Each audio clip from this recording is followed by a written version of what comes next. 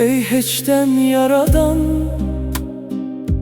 benim sana ihtiyacım var. Zamanım kısalır, günüm olur dar. Mənə rəhm eyle, buna ihtiyacım var. Çünkü sense yoktan eden var.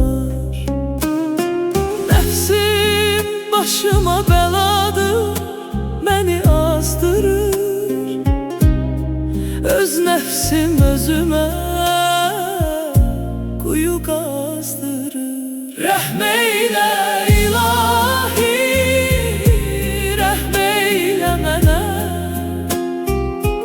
Rəhm eyle, bağışla, yol göster mənə. Rəhm eyle ilahi, rəhm eyle mənə. Zulümden beni merhametin kurtarar. Cennetin kapısına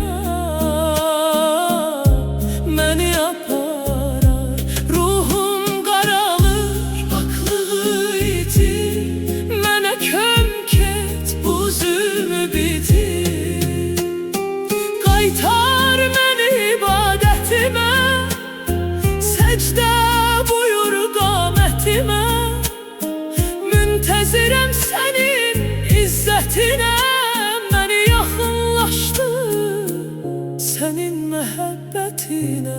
Rəhm eylə ilahi, rəhm eylə mənə.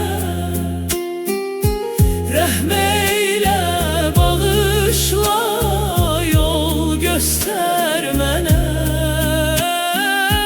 Rəhm eylə ilahi, rəhm eylə mənə. Sən mənə şah damarımdan da yaxınsan. Qəlbimə, ruhuma çox yaxınsan. Şəninə təriflər yaraşır sənə. Tərifə layiq olan sənsən yeganə. Haqq sənsən, haqq səndədir. Sənə inanmaya zülmətdədir. Sənin eşqin güc verir mənə. Sənin mərhəmətin rəhm